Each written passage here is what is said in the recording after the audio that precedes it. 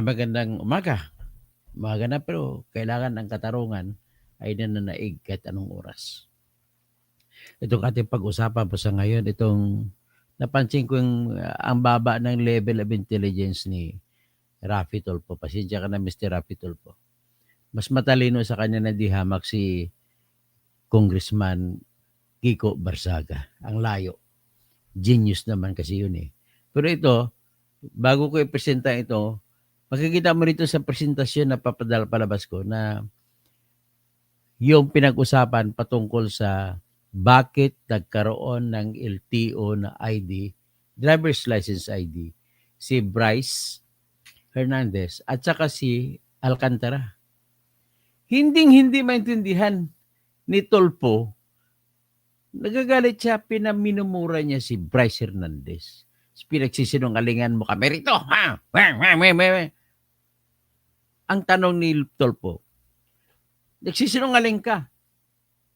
Oh, ikaw mismo nag-apply ka ng ibang pangalan sa casino, sa Soler, na kung saan pinapalabas na ikaw ay si Marvin de Guzman na may ID pa ni LTO.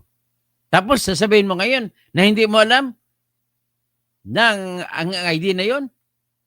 Ito yung hindi po naintindihan PIC 0925 ni Raffy Tulfo. Kanina naman, ang siniwalat ko yung nagsabi, sometimes we have to bend the law, babaliin daw batas, si Erwin Tulfo naman.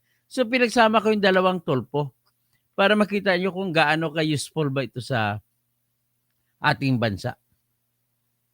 Naging sikat lang sila sa kanilang Tulfo brand of justice na peke naman ay nagmamayabang pa kayo sa Senado. Mas magaling pa sila sa abogado. Mas magaling pa sila sa general na pulis. Ano ba sila? Hindi ba nga sila nakatapos ng pag-aaral? Pero mas magaling sa hindi nakatapos ng pag-aaral si Kiko Barzaga. O ito, pakinggan muna natin siya. No? Nakita nyo talaga yung kabubuhan nitong si Raffy Tulfo. Bakit? Kasi binuto pa ninyo ito eh. O ito, pakinggan natin ha.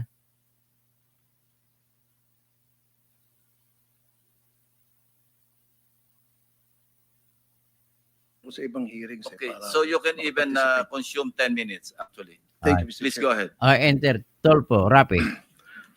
Kay Bryce Hernandez, magkano yung pinakamalaking winnings mo sa casino?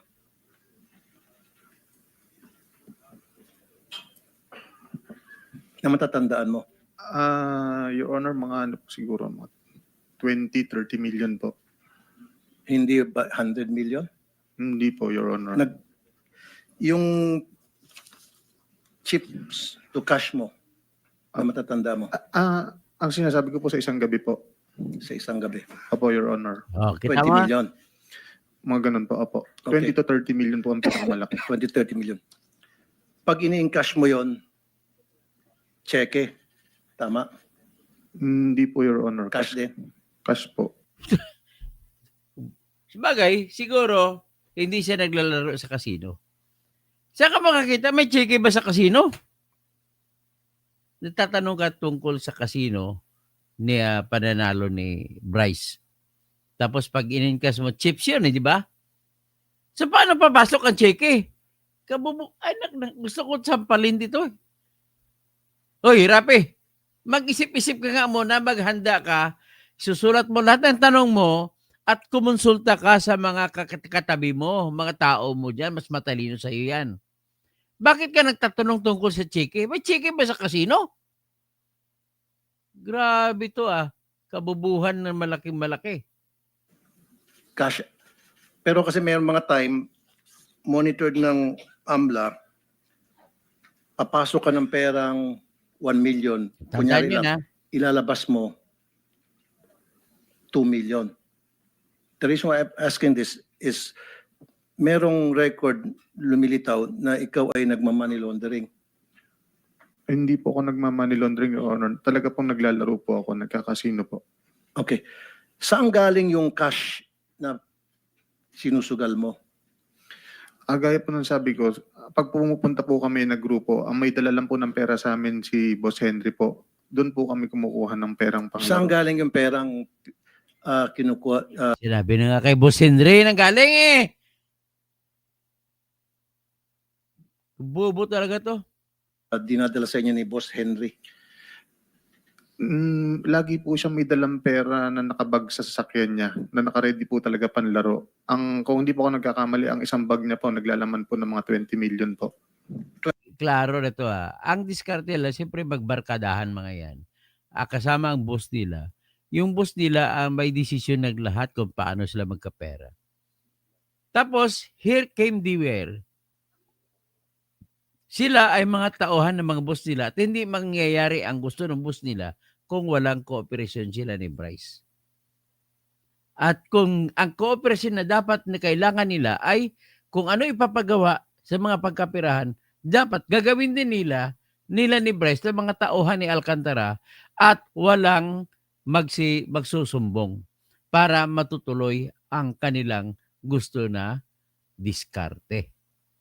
'Di ba? Ganun lang kasimple yan. Okay, pakinggan natin ulit si Tolpo, yung bobong Tolpo. 20 million kada sugal. Depende po kung mauubos yun or mananalo po. So, ilang beses sa isang linggo kayo nagsusugal? Ang usual po, mga 2-3 times a week po, Your 2 to 3 Honor. times a week. Sa 20 million sinusugal mo. So, 60 million a week ang perang pinagugulong sa casino.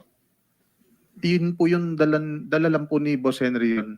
So, si Henry nagbibigay sa iyo ng pera para isugal mo lang.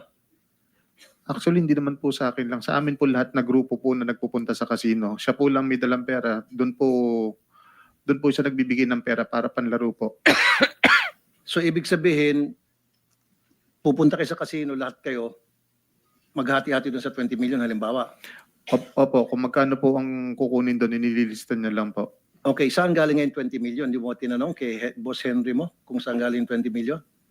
Hindi ko po tinanong, Your Honor. Ba't di mo tinatanong? Bosin eh. Alam ko po maraming pera yung boss ko. Kaya Anong Ibang klase talaga si Tolpo, napakabobo. Sino bang tao na tatanong sa boss mo?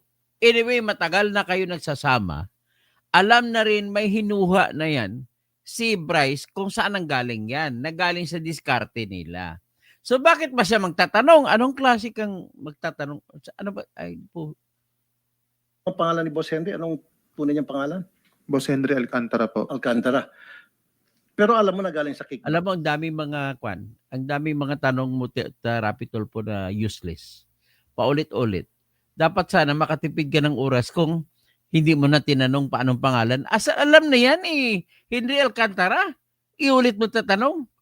Anong usefulness may? I-use mo, test mo yung credibility ng tao kung totoo na sabi. Ilang ulit na siya sumagot na kilalang si Henry Alcantara. Yun. Yung specific po kasi na pinilalaro, alam ko pong may nakukuha po sa kickback, pero yun po kung yung pera po na niya na sakyan, hindi ko po masabi kung doon po galing, Your At Honor. saka you are talking about, Rapi, you are talking about the general practice na tuwing pupunta sila sa casino may dalang pera. So you cannot pinpoint as to the specific person, specific contractor, o specific congressman, o specific na senator na nagbigay sa kanya na dinadala nila ng kung saan ang galing yung dinadala ng pera pag casino. Got it? Yung kasi meron kang 36 bank accounts. O ito, dito Na-freeze. tayo. O ito, tandaan niyo may 36 bank accounts according to AMLAC. Itong si Bryce Hernandez. Pakinggan niyo yung mga tanong ni Juan, ni Rapi Tolpo, kung may kabuluhan ba ito. Kung dapat pa ba ito gawing senador. Ng AMLAC ngayon. At meron yan laman na 597 million. O, tsaka nais ko lang pala, bakit hindi sila magtatanong sa Diskaya? Si Rapi Tolpo, tsaka si Erwin. Bakit? Kasi yung anak ni Rapi Tolpo, na si Ralph Tolpo, ay congressman sa 2nd District ng Quezon City at lagi niyang ginagamit na kontraktor ang mga Diskaya. Kaya takot kayo na gawing gawing state witness, ito mga diskaya, ituturo ang inyong mga kakampi at ang iyong anak. Your Honor, baka po mga naging transaction po, pero wala po kung ganyang kalaking pera sa bangko. Hindi, galing sa AMLAC to eh. Ayan ha. Tinatanong niya, may 36 bank accounts. Si Bryce, according to AMLAC, true? Yes, true. Kasi hindi naman magsisinungaling ang AMLAC. Ang tanong naman ngayon ni Rapitol, tandaan nyo, magkano yung pera mo sa bangko? Your Honor, Ang sagot ni Bryce Hernandez, iba. Hindi ganun 500 plus 29 million. 529 million. wala Tingnan. po akong natatandaan may ganyang kalaki talaga. Kung sana po makita ko po yung listahan yan So, kasi one- napakalaking pera po. yun. 190 deposits totaling to 597 million. 190 deposits totaling to 597 million. Rapitol po, anong pagkaintindi mo ng deposit? Pwede bang sabay-sabay yan o pwedeng hindi? Pwede mong deposit ka ngayon, ng araw, withdraw ka, sunod deposit. Ang ginagawa mo, yung dineposit, tinutal mo, paging 597 million. Hindi mo ba iniisip na mayroong ibang tao na withdraw deposit, pabalik-balik ang pera para makita ng mga credit investigator, maraming pera tong taong ito, pautangin natin. Kasi umabot sa 597 million ang kanyang pera na open sa deposit lang. Hindi mo na kinuwento yung withdrawal. Dapat tingnan mo yung balance, kada araw balance. Yan titingnan mo. Doon ka mas maasahan mo ang kapasidad ng isang tao kung marami siyang pera o hindi sa balance ng kanyang bank account. Hindi yun sa deposit, withdraw deposit. Kabobo naman. And yet, ang sweldo mo is 56,000 lamang kada buwan. Hmm. So, ang tanong, paano ka nagkaroon ng ganitong kalaking pera samantalang ang sweldo mo lamang sa DPW? Problema ko na tanong na ilang beses na tanong na yan eh. Sinabi na nga niya na kinana nila ang kontrata. Nagkaroon pa nga sila ng sariling in-house na contract, nagtinira nila. QHA 56,000. Paulit-ulit na tanong. Ang mga nag-deposit sa accounts mo, misis mo, pati ex-wife mo, nagde-deposit. Mayaman ba ex-wife mo para mag-deposit sa'yo ng Siyempre, milyones? binigay niya yung pera sa Your Honor, ex-wife. huli pong... Mother mo nagde-deposit O siyempre, sa kanya galing yun. sa account mo. actually po kasi ang pera Anyway, naman po... nakontem ka naman dati. So, siguro sabi mo, wantusawa ka na magsinungaling yan. Oh. Hindi naman naman po nagsisinungaling yan. Ito, may record niya, oh. Kasinungalingan ba yun? 190 deposits totaling to 597 million pesos. Oh, Ito yung freeze ngayon. Bank accounts mo. 190 deposits. 36 bank accounts. Ang mga nag-deposit dito, mother mo, misis mo, ex-wife mo. Ang yaman naman ito. Ang problema mo, para Tolpo, mag-deposit ng hindi mo milyones binibilang sa ang account mo. withdraw. Pati ex-wife mo, mayaman. Wala po kung ganyan talaga kalaking pera sa bangko, Your Honor. Oh. Hindi niya maintindihan. Yung Rapitol po yan. Freeze nga ito ng AMLAC eh. Oh, bobo ka talaga. Itong information na ito galing sa AMLAC to eh. Amlak So, ka, ibig wala sabihin, kang mali ang problema AMLAC. dyan. Ikaw ang tama. Tama yung mga pinagsasabi mo. Ang gusto mo, Kasi kung hindi ka lang nakakontem, pakukulong na kita. Hoy, hindi siya nagsisinungaling, Rapi. Kabobo.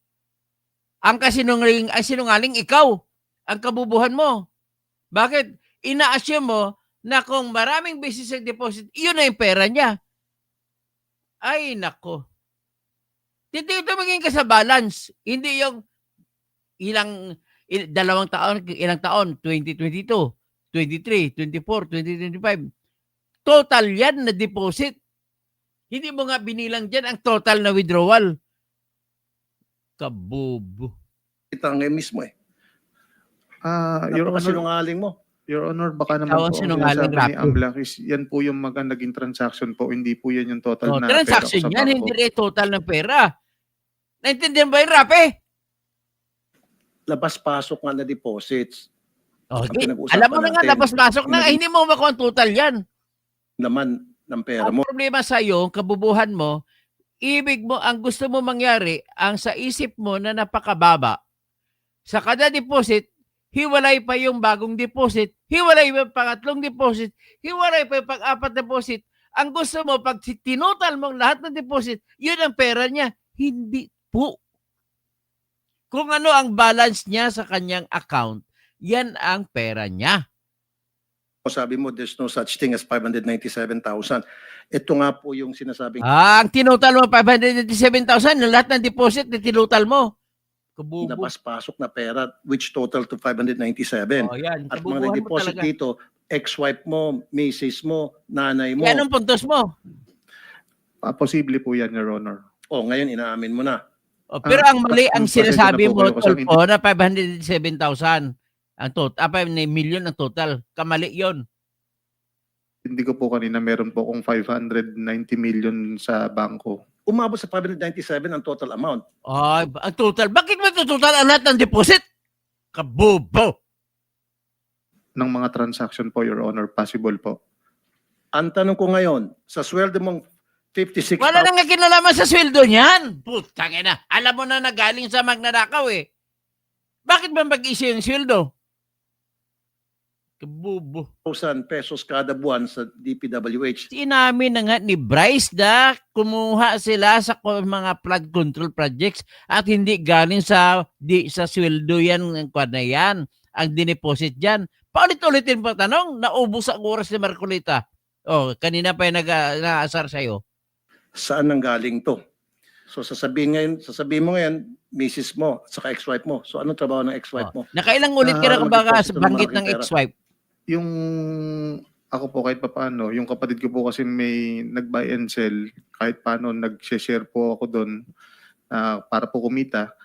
Tapos Nasasayang ang hindi oras. naman po walang-wala yung mga magulang ko. Napagtapos naman po nila kami na maayos at may hanap buhay po sila. Nabigyan din po nila naman kami ng pera. Hindi lang naman po ako, pati po mga kapatid ko. So pinapalabas mo, bukod sa DPWH na sweldo mo, meron ka pang sideline Inamin na nga na ninakaw niya. Ba't mga sweldo-sweldo pa?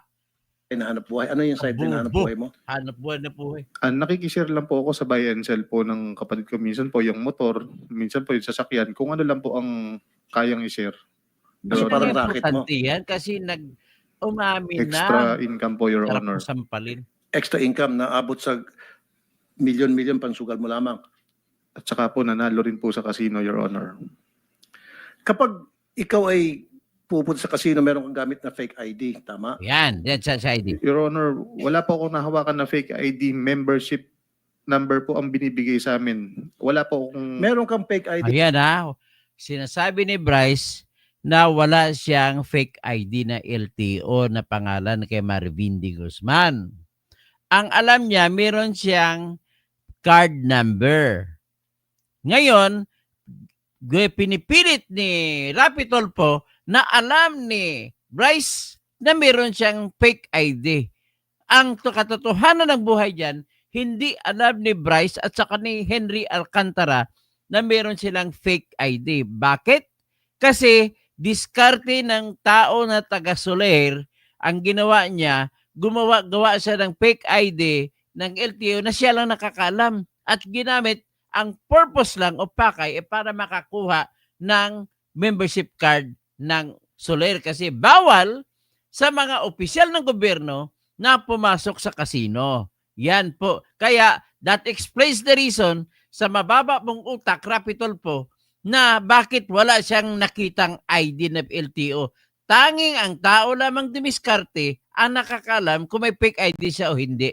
At sa huli-huli ng palitan na ito na salita, nilikturan ka ng malumanay ni Lacson na ibang tao si Archibald ang gumawa nun. At walang alam si Alcantara at si Bryce na mayroon para silang fake ID na ginamit para mabigyan sila ng membership card para makalaro sa casino.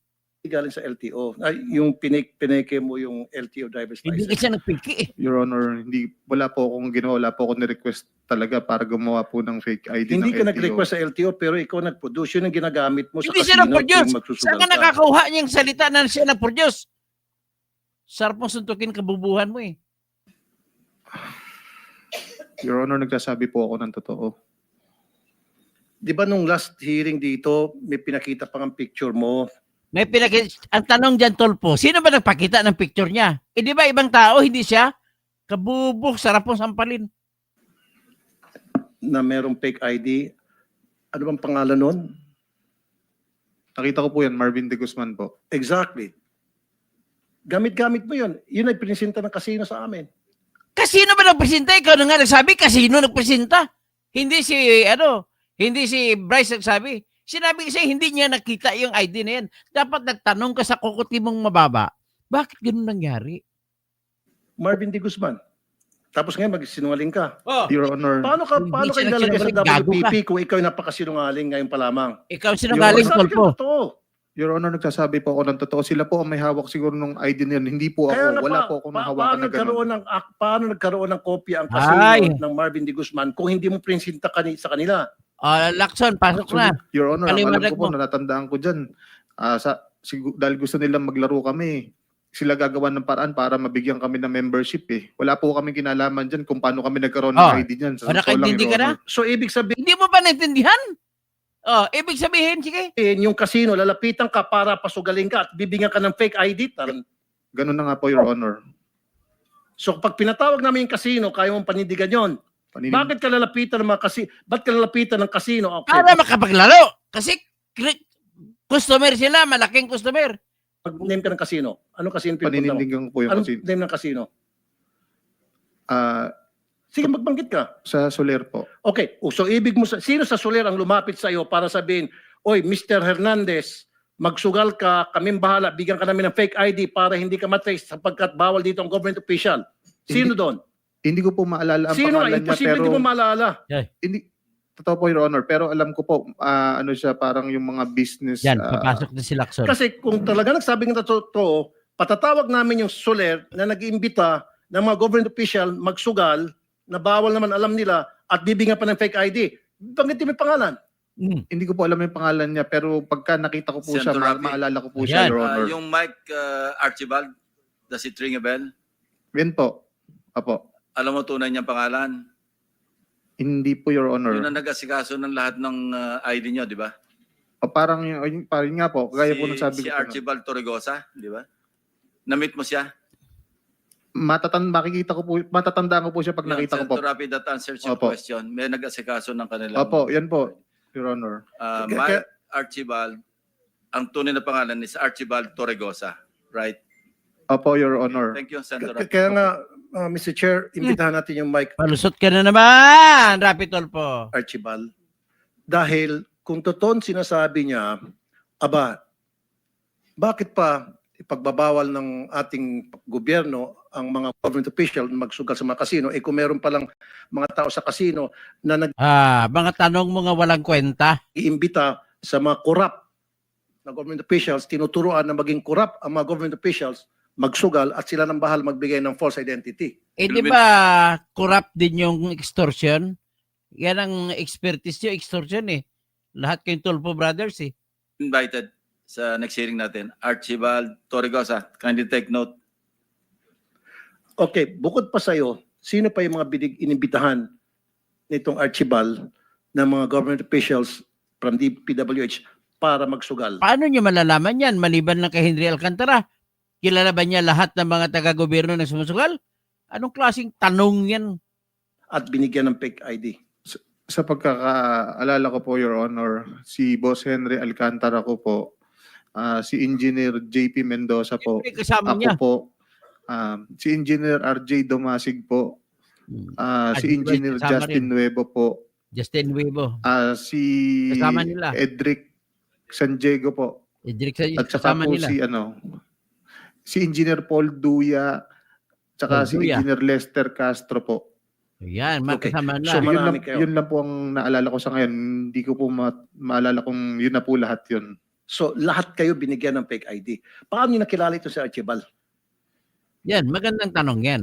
Ang naalala ko po parang lumapit lang po yan sa amin. Kakilala po, mayroon po lumapit sa amin na kakilala po nung ninong ko ni Loren Cruz kasi magkakasama po kami doon. Loren Cross. Tapos may ipinakilala po siya, parang doon niya po ipinakilala yung Archibald.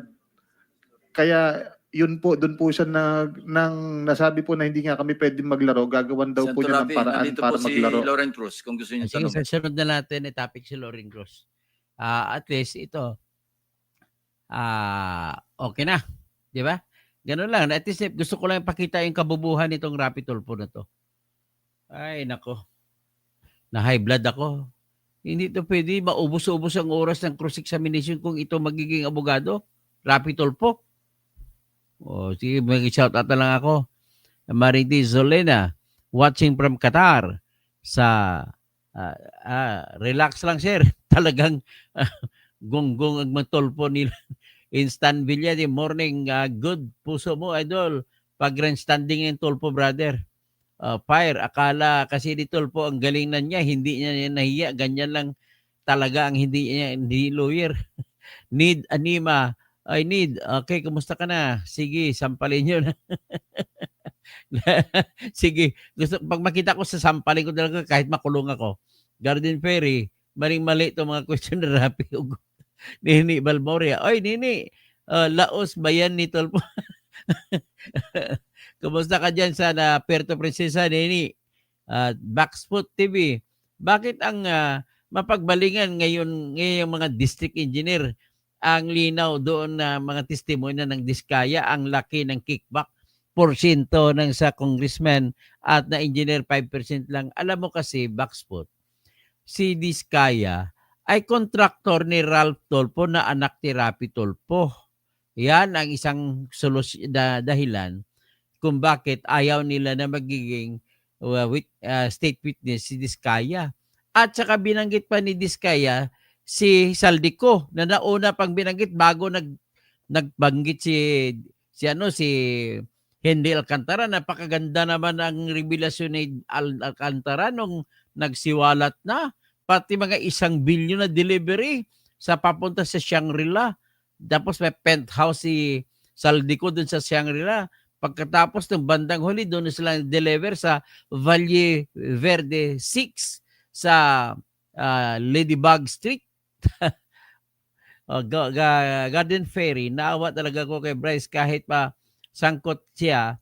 Pero itong mga Tulfo, hindi na yan dapat iboboto next time.